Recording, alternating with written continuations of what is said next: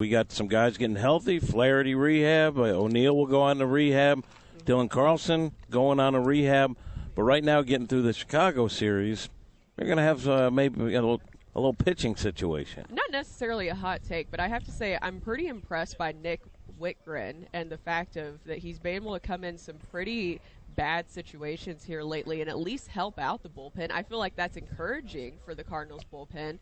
Matthew Libator, that was pretty bad yesterday, pretty rough, but still, I mean, you have the news of Jack Flaherty at least getting close, right? He's going to start his rehab assignment hopefully here soon. So I don't know. Maybe it's just me.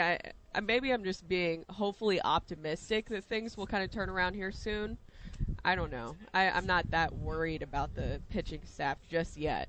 I'm not jumping ship. I wonder what they're going to do when Carlson comes back. Yes. And Tyler O'Neill, because Dickerson hasn't really been getting it done, but there's an investment there, and maybe they think he'll come around. I'm still on the Lars Nootbaar boat.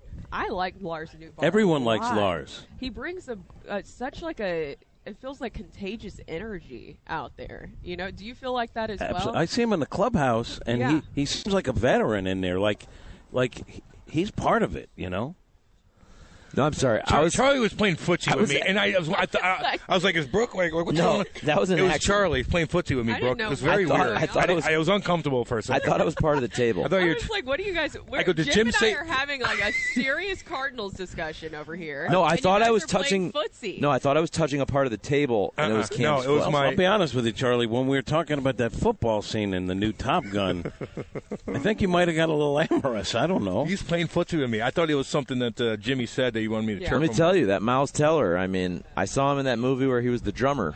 Yeah, that was a good movie, Whiplash. That was a good movie. Who is it? Who's the bald guy? What's his name? You always mess up his name because it's not J.K. Rowling. It's like J.K. Simmons. Yeah, J.K. Simmons. Am I right? Yeah, J.K. Simmons. Older dude. He was bald. mean. He was mean. Is it J.K. Simmons? I feel like. I think it is. Yeah. Big that was guy. Whiplash. Yep. Good movie. Yeah. Wasn't he in that show Oz? Yeah, dude. He was like a bad guy in that. Weird. Oz was weird, man. Oz was huge. No one ever talks about Oz anymore. Good. For there was a while, like everyone watched that show. I actually have never seen it. It made me depressed. What station was it? What channel? HBO, dude. Okay. Yeah, hardcore. And it made you want to obey laws so that you never had to go to prison because there's a lot of bad things that go on in that. He was really bad in that. Yeah. Remember, like, you my new part. Oh, God. Ugh. Nope. By the way, 40 Sun and Drive. I'm trying to text you, buddy, for Sunday, 11 to 1 at the car show, because that's what we're doing. What do you got, Charlie? So Cardinals. Here's my take, and I think this might tick off some of our text line because I feel like, and maybe Twitter too. There's a lot of people who are always they're always hating is not the right word, but they always want more from the St. Louis Cardinals. And all I'm saying is this team is already pretty good, and they're 3 games back. I know Milwaukee's a good team.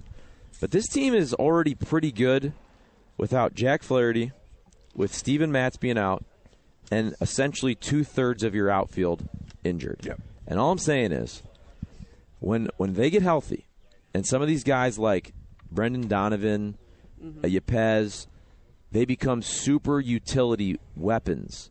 They're good now, by the way. But imagine when you have a full-strength outfield and you can selectively bring in for pinch-hitting opportunities or defensive replacements, a Brendan Donovan, Juan Yepez.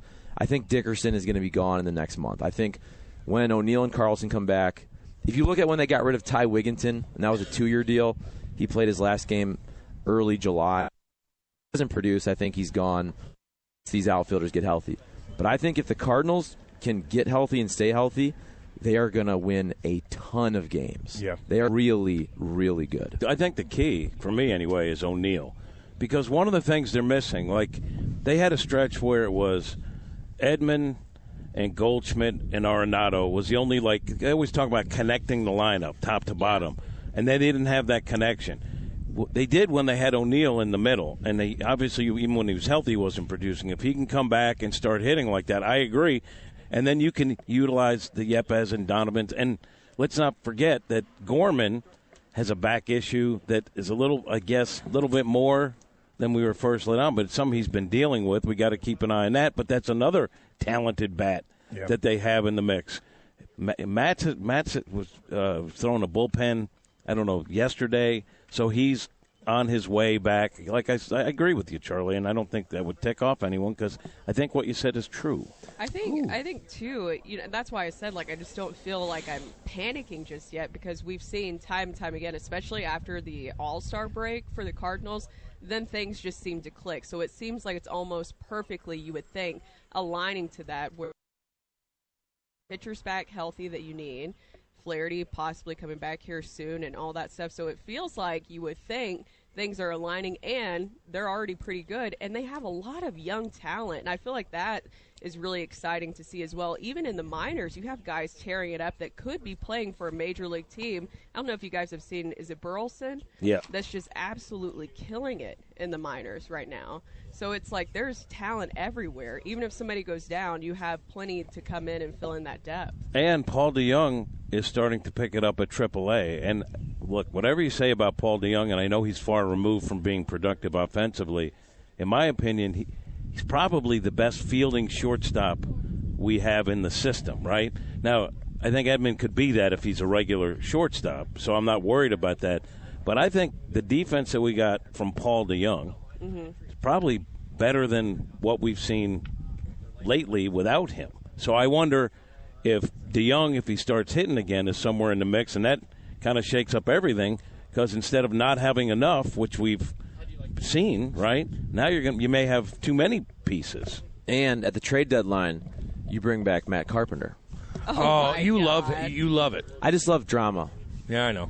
I get that. I'm sure. Did you guys already touch on that yesterday? We haven't. With him, but I'm very happy for him. First of all, I tweeted it out because I think what do they say? People in astrology, Mercury's in retrograde or something. It was just a weird day in general. You had the Pirates sweeping the Dodgers yesterday. Then you had Shohei Ohtani just with an off day on the mound. But Matt Carpenter obviously doing really well against Shohei.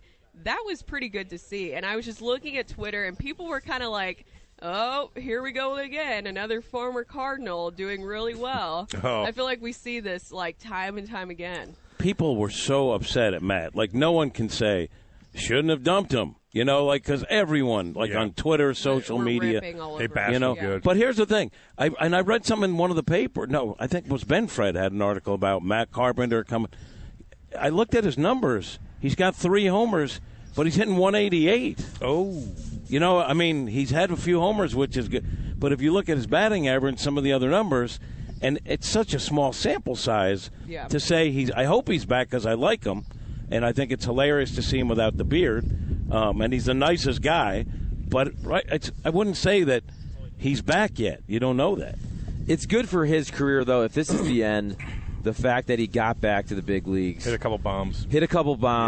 It wasn't like his last professional baseball was being bad at AAA. Yeah. So from that standpoint. Yankee Stadium. Yeah, and the other part is anybody who's, and I don't think anybody actually is complaining, but you can't complain about Matt Carpenter leaving because that's actually the one instance where the Cardinals gave him way too many opportunities. Yeah. If you look at his numbers, I hate to say it because he was great for 6 years, but he was pretty bad for the last 3 years, and he kept getting opportunities. This isn't Randy Arozarena where they traded him before they gave him any opportunity.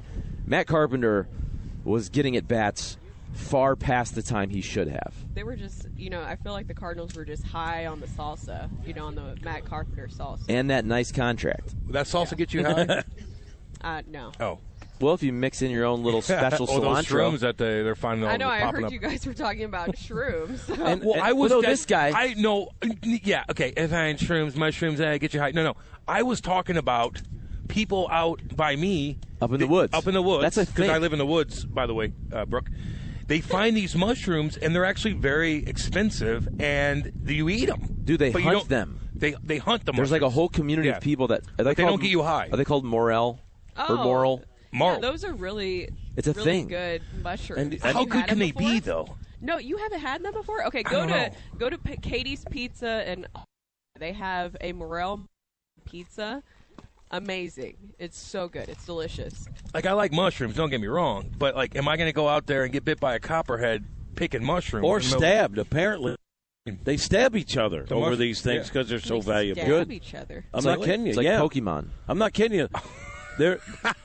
I've read where these guys, like when there's like a find and someone goes into someone else's territory, that can result in violence. There's gangs. Almost like Yellowstone. Mushroom gang. Hey, remember the Pokemon thing? Where everybody's like, I do Pokemon. Oh, I'm going to find them. And they go to these, like, parks in the middle, like downtown St. Louis. Fall in a hole. I find and they get robbed. They get robbed. The robbers were, like, also chasing the Pokemon. The robbers are like, no, they're sitting there like, hanging out like, oh, here comes another one. Let's get them. There's a Pikachu. There's a Pikachu. I saw in Chicago, literally, a couple hundred people running around. In Chicago, 200 people looking for that stuff. Jimmy. Didn't somebody fall off a cliff? Oh, God. I think There's somebody. No way. No, remember the office where Michael's following the GPS and it's turn left. And he turns into the lake. He's like, it's got to be right. He turns into the lake. I'm pretty sure. I got to look this up.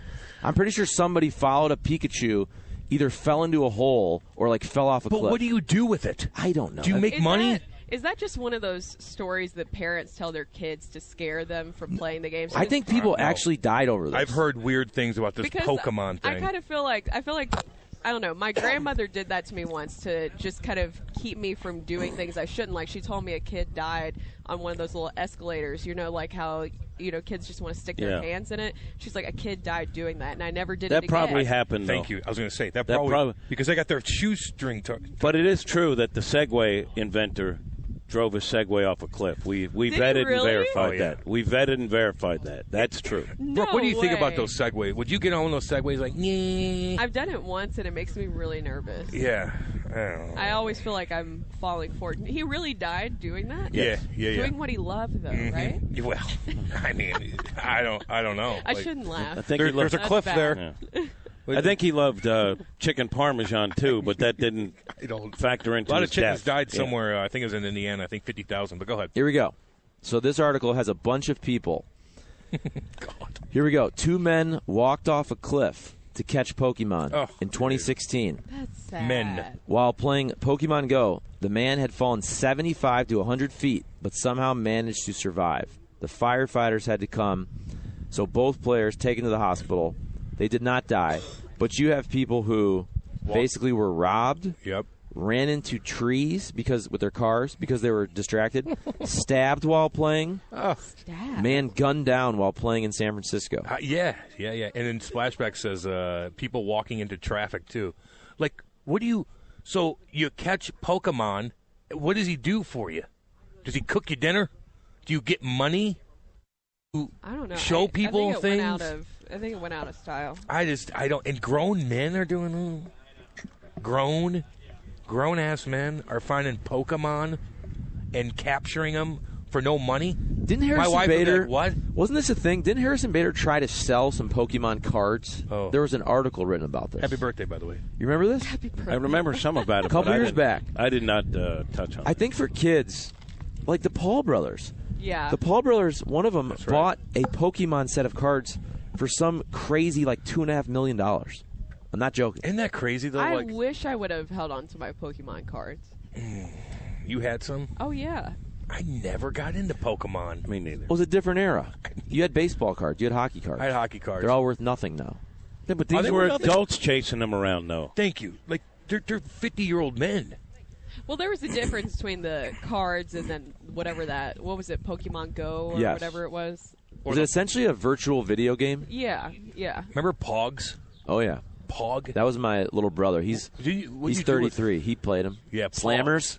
The Slammers. Yeah. You collect them? Oh, yeah. I went through like a 3-month phase of that, I remember. Pog. Oh, yeah. That's when my dad shaking his head like, what? What is this? A Pog?